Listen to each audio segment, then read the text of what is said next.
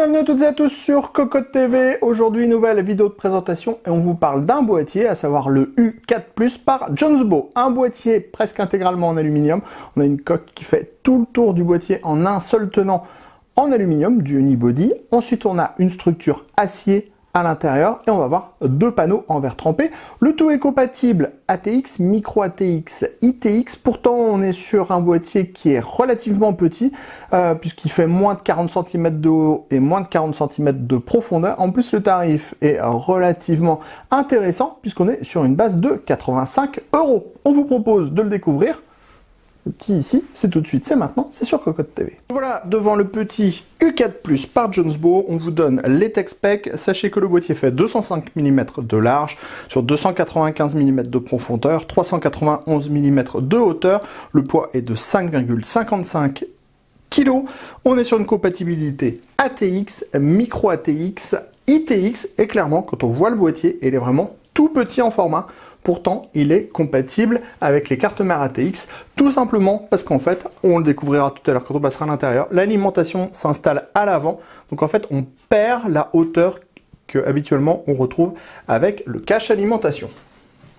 Au niveau du style, c'est du Jonsbo, donc on a une tonne d'aluminium. Comme toujours, on a ici une pièce unibody d'un seul tenant qui fait tout le tour du boîtier, c'est anodisé noir, les finitions sont exemplaires et on va trouver un panneau en verre trempé sur le côté gauche et un panneau en verre trempé sur le côté droit avec à chaque fois des petits rebords en mousse pour éviter que les vitres ne vibrent. Les deux vitres sont maintenues avec 4 vis à main de chaque côté.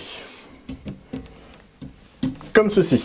À l'avant, on va retrouver de l'aluminium, avec un power on en aluminium qui s'illuminera en blanc. On va également trouver deux USB 3.0 et les entrées-sorties audio. Sur le côté, panneau en verre trempé, on l'a déjà dit, et on va retrouver également deux pieds en aluminium qui reprennent les formes du boîtier. Sur le côté droit, on vous l'a déjà dit, aussi on retrouve un panneau en verre trempé maintenu avec 4 vis à main et on va également avoir les deux pieds en aluminium. On continue à l'arrière, on est encore une fois sur du full aluminium, avec ici une grille en 120 mm, l'emplacement de la plaque IO-Shield de la carte mère, 7 slots d'extension, on en a 5 qui sont toujours en place, en aluminium, donc il faudra les arracher, on en a 2 qui sont mobiles, ce qui va correspondre à peu près à toutes les configurations du marché. Enfin, ici, on a le déport pour l'alimentation. On passe maintenant sur le dessus. Sur le dessus, on va retrouver une grille qui est taillée directement dans l'aluminium. Elle est compatible 2 fois 120 mm. Pour le water cooling, on pourra mettre un IO de 120 mm à l'arrière. Hop, on fait un petit tour de passe-passe pour passer sous le U4+. Sous le U4+, on retrouve une grille, vous le voyez, en 2 fois 120 mm. Il y aura la moitié du 120 mm qui sera sous le pied du boîtier, mais vous voyez, on a l'accès pour les vis ici. On a un petit mèche plastique qui va servir de filtre. Enfin, on a 2 bandes de mousse sous les pieds afin de limiter les vibrations. Place maintenant à l'intérieur du U4+. Comme on vous le disait juste avant, le boîtier est vraiment petit en dimension. On est plutôt sur un format micro ATX, alors qu'on peut mettre une carte mère de type ATX à l'intérieur de ce dernier. Au niveau de la structure interne, on est sur quelque chose de très différent, puisqu'on va avoir le pôle alimentation à l'avant avec ici une platine pour un disque dur et ensuite on va avoir le pôle à destination de la carte mère et des cartes filles. On note la présence d'un large accès backplate pour accéder à l'arrière du ventirad CPU. On a des passages dans la partie haute, des passages sur le côté et également des passages dans le bas. Au niveau de la partie avant, c'est ici qu'on va installer l'alimentation. Elle va donc pendre à l'avant du boîtier avec le ventilateur plutôt placé vers la carte mère. En dessous, la platine amovible pour installer un HDD. Elle n'est pas compatible pour installer un SSD. Il faudrait avoir un support spécifique pour pouvoir le faire. C'est également là qu'on va retrouver tous les câbles nécessaires pour l'USB 3.0, l'audio ou encore le power on, le reset. Dans la partie basse, on va retrouver 2 emplacements en 120 mm avec un filtre en mèche plastique qui est placé en dessous du boîtier. C'est pas compatible avec les IO puisqu'on n'aura pas assez de place à cause de la carte mère. On note bien aussi la présence de passages dans le bas pour justement les petits câbles. À l'arrière du boîtier, on va avoir une grille en 120 mm, l'emplacement pour installer la plaque qui oscille de la carte mère, et on va avoir 7 slots d'extension. Comme le boîtier est intégralement en aluminium, il faudra démonter les caches en aluminium, même plutôt les casser. Et on a 2 caches ajourées qui sont livrées de base, ce qui normalement devrait faire l'affaire pour une grande majorité des configurations. On termine dans la partie haute où on va avoir 2 emplacements en 120 mm sur une grille qui est en aluminium. Au niveau de la compatibilité, on est sur 2 x 120 mm. Pour le water cooling, ça sera un 120 mm maximum. Alors pour pouvoir installer un 240 mm, il faudrait vraiment avoir pas mal de chance et que ça passe pile poil juste en dessous. Clairement, la marque annonce juste AIO 120 mm dans la partie haute. On va faire un petit 180 degrés au boîtier. On passe à l'arrière.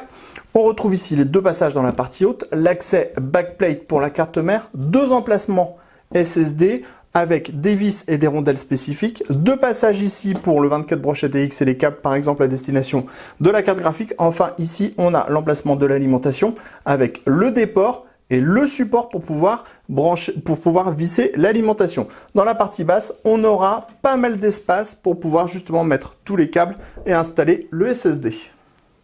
On découvrira maintenant le U4+ avec la configuration montée à l'intérieur. Donc on est passé sur de l'air cooling parce qu'au niveau du water cooling, clairement il y a des grosses limitations puisque la marque elle annonce qu'on peut mettre un AIO en 120 mm, c'est tout.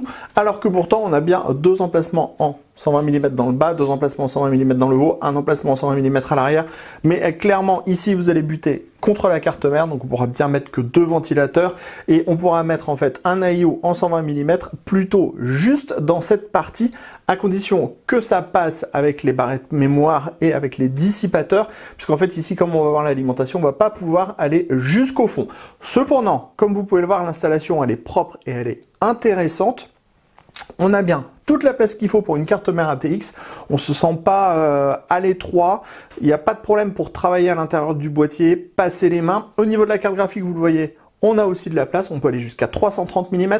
Pour le ventirad CPU, c'est 160 mm de hauteur maximum. Attention, il faut bien respecter les 160 mm car c'est vraiment 160 mm, pas 1 mm de plus, puisque là, par exemple, avec notre petite coque Chromax, eh bien, on a bien le panneau en verre trempé qui vient se coller contre la coque, donc ça veut bien dire qu'on est très limite. Ensuite, emplacement de l'alimentation à l'avant.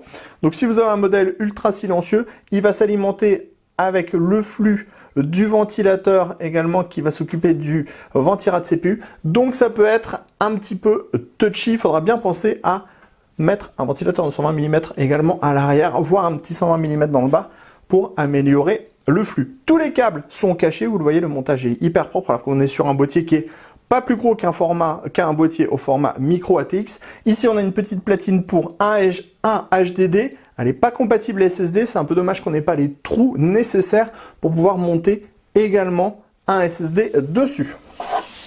On vous montre l'arrière. Donc vraiment, la structure est intéressante.